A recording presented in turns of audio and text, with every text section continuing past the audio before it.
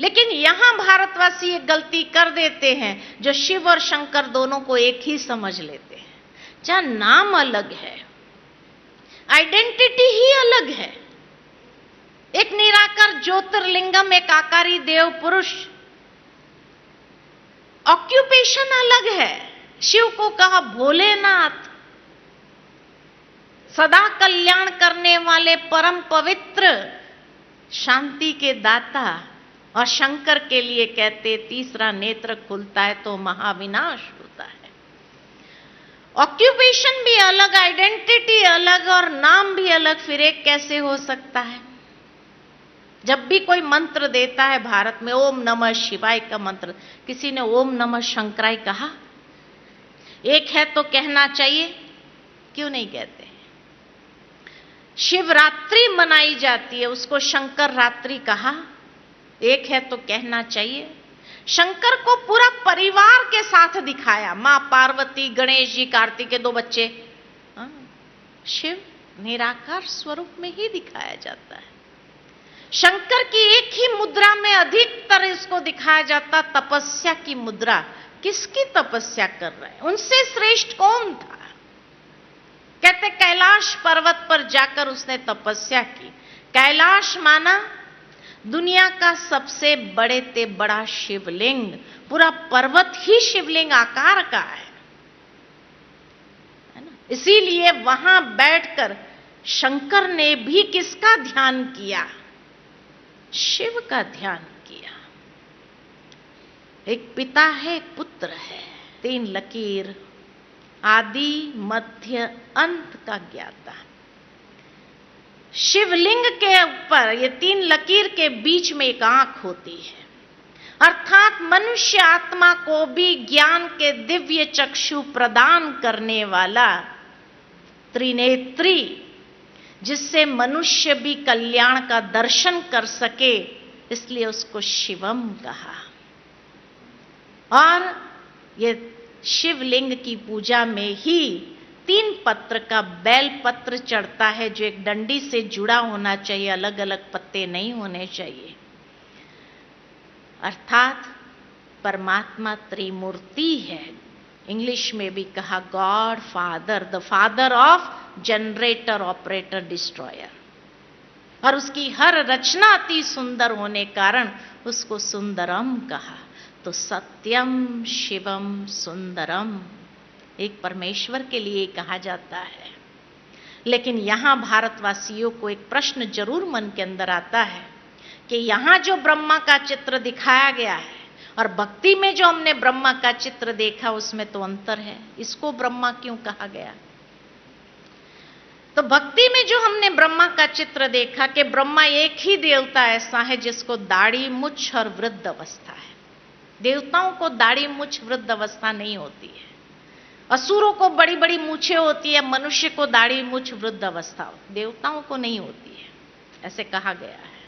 खाली एक ब्रह्मा देवता ही ऐसा है जो दाढ़ी, मुछ और वृद्ध अवस्था। दूसरा, आज की दुनिया में कोई बच्चा 2 मुंह वाला पैदा हो जाए तो क्या कहेंगे उसको? क्या कहेंगे? एबनॉर्मल चाइल्ड कहते हैं ना, एबनॉर्मल चाइल्ड ही कहते हैं। 2 मुंह वाला पैदा हो गया, शरीर एक हो, 2 मुंह हो तो क्या कहेंगे? एबनॉर्मल कहेंगे ना। ब्रह्मा को 4 मुखधारी दिखा दिया, फिर भी एबनॉर्मल नहीं कहा। यह भी किसी बात का प्रतीक है, किसी बात को सिंबलाइज कर रहा है ना। 4 मुख वाले को एबनॉर्मल ना कहे, ये तो हो नहीं सकता है मेडिकल लैंग्वेज में। तो ब्रह्मा के हाथ में सारे शास्त्र दिखाए, उसको शास्त्र पढ़ने की क्या जरूरत थी? और कमल आसनधारी, कमल के ऊपर कोई बैठ सकता है, ये भी सिंबलाइज किया गया है, किसी बात का प्रतीक है, प्रतीक है। कहने का भावार्थ यही है कि ब्रह्मा का चित्र जो भक्ति में हमने देखा वो एक प्रतीकात्मक है। और किस बात के ओर संकेत कर रहा है? संकेत उसी बात की ओर कर रहा है कि परमात्मा जब इस संसार में अवतरित हुए उस समय कौन सा काल चल रहा था? तो देवों की सृष्टि नहीं थी, असुरों की सृष्टि भी नहीं थी, मनुष्य सृष्टि थी जब घोर पाप कर्म हो गया।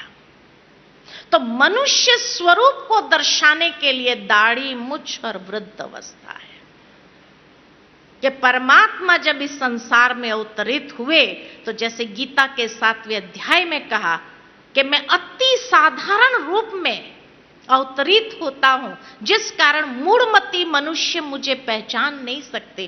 कोटों में कोई में भी कोई विरला मेरे यथार्थ स्वरूप को जानकर, पहचान कर मेरी शरण को ग्रहण कर लेता है, क्योंकि अति साधारण स्वरूप यही है। अगर भगवान कोई दिव्य स्वरूप में अवतरित हो जाए तो लोग उसको काम करने देंगे या दर्शन की भीड़ मचाएंगे? क्या करेंगे? क्या करेंगे? हाँ, वो कुछ समय पहले की बात याद आती है। गणेश जी ने दूध पिया था भारत में, और सारी रात लोग लाइन में खड़े थे देखने के लिए, है ना। तो भगवान अगर कोई दिव्य स्वरूप में अवतरित हो जाए तो लोग उसको काम करने नहीं देंगे, दर्शन की भीड़, आशीर्वाद चाहिए। इसलिए भगवान ने कहा मैं अति साधारण रूप में आता हूं। कोटों में कोई में भी कोई ही पहचान पाते हैं, सब नहीं पहचान सकते। तो मनुष्य स्वरूप साधारण स्वरूप है। फिर आकर के सबसे पहले परमात्मा क्या करते? उसके जीवन का प्यूरिफिकेशन। उस समय संसार कीचड़ जैसा था और उस कीचड़ में कमल को खिलाया। उसके जीवन का प्यूरिफिकेशन, कमल आसन धारी। फिर क्या किया? तो सभी शास्त्रों का निचोड़ सुनाया। किसको सुनाया? खाली हिंदू धर्म वालों को नहीं, सारे संसार की आत्माओं को। तो सारा संसार कैसे दिखाए? तो 4 दिशा में 4 मुख है कि वो ज्ञान जो प्रवाहित हुआ वो संसार की चारों दिशा में फैला। और फैला कैसे? सहस्त्र भुजाओं द्वारा।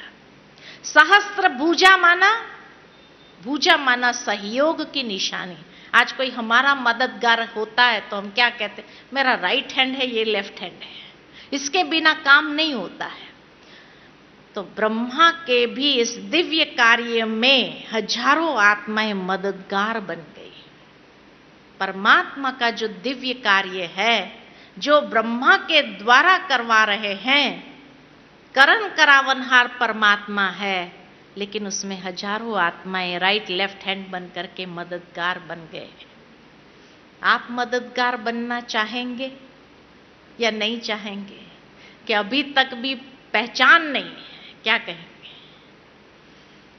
और 5वीं कसौटी, सर्व गुणों में अनंत। ज्योमेट्री में पॉइंट की डेफिनेशन क्या है? ज्योमेट्री में पॉइंट की डेफिनेशन क्या है? Dimensionless, मेजरमेंटलेस, infinite. इन्फिनिट उसको कहा, अनंत। क्योंकि पॉइंट के बिना एक लकीर नहीं खींच सकते, पॉइंट के बिना एक शब्द नहीं लिख सकते। Infinite in his qualities. तो ये था परमात्मा का संपूर्ण परिचय। साइंस के अंदर सबसे सूक्ष्म अणु होता है और परमात्मा सूक्ष्मते सूक्ष्म अणु से भी सूक्ष्म है, इसलिए सर्वशक्तिमान है। जितना अणु सूक्ष्म उतना शक्तिशाली। परमात्मा सूक्ष्मते सूक्ष्म अणु से भी सूक्ष्म, इसलिए सर्वशक्तिमान। तो ये था आज परमात्मा का संपूर्ण परिचय। जैसे किसी का परिचय लेते तो 5 बातें पूछते हैं। नाम क्या है, फिर आइडेंटिटी चाहिए, तीसरा क्वालिफिकेशन चाहिए, चौथा एड्रेस चाहिए, 5वां प्रेजेंट ऑक्यूपेशन। 5 बातों में संपूर्ण परिचय आ जाता है। आज हमने भी परमात्मा के परिचय में सबसे पहले उसका नाम सदाशिव, यहोवा, गॉड, अल्लाह, ईश्वर, प्रभु, मालिक, जो भी कहो, अनेक नाम दिए गए उस एक को। उसका स्वरूप अति सूक्ष्म दिव्य ज्योति बिंदु स्वरूप, प्रकाश, नूर, लाइट, अखंड ज्योति स्वरूप, निराकार। उसके क्वालिफिकेशन वो 5 बातें, सर्वधर्म मान्य, सर्वोच्च, सर्वोपरि, सर्वज्ञ, सर्व गुणों में अनंत, सर्वशक्तिमान। और उसका एड्रेस पार ब्रह्म में रहने वाला ईश्वर, परमधाम, मोक्षधाम। अखंड ज्योति का दिव्य लोक जहां सभी आत्माएं निवास करती है, और उसका ऑक्यूपेशन यदा यदा ही धर्मस्य, जब जब धर्म की अति ग्लानि होती है तो अधर्म का नाश और सत धर्म की पुनः स्थापना करने का दिव्य कार्य परमात्मा कराने वाला है, खुद नहीं करता है। इसलिए उसकी महिमा में गाते करन करावनहार है। ब्रह्मा द्वारा सृजन, विष्णु द्वारा पालना और शंकर के द्वारा महाविनाश। कराने वाला कौन? परमात्मा। इसलिए ये तीन देवताओं की महिमा सभी धर्मों में अभी आती है।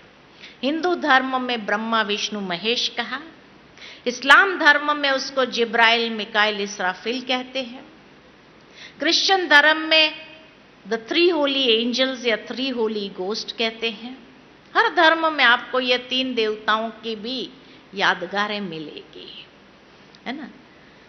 करण करावनहार परमात्मा अपनी इन तीन मूर्तियों के द्वारा, इसलिए ये तीन देवताओं का भी जन्म नहीं दिखाते, उत्पत्ति दिखाते। और उनकी उत्पत्ति कहां से हुई?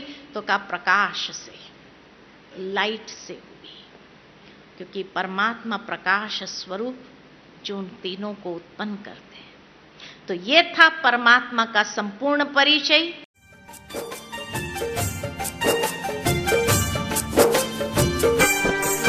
शिव भोला भंडारी, त्रिलोकी अधिकारी, अब पधारे तन लिया है साकारी। शिव भोला भंडारी, त्रिलोकी अधिकारी, अब पधारे तन लिया है साकारी। गीता ज्ञान गंगा से लाखों को तारा है, राजयोग से माना हमने शिव पिता हमारा है, शिव पिता हमारा है, ओ शिव पिता हमारा है। शिव भोला भंडारी, त्रिलोकी अधिकारी।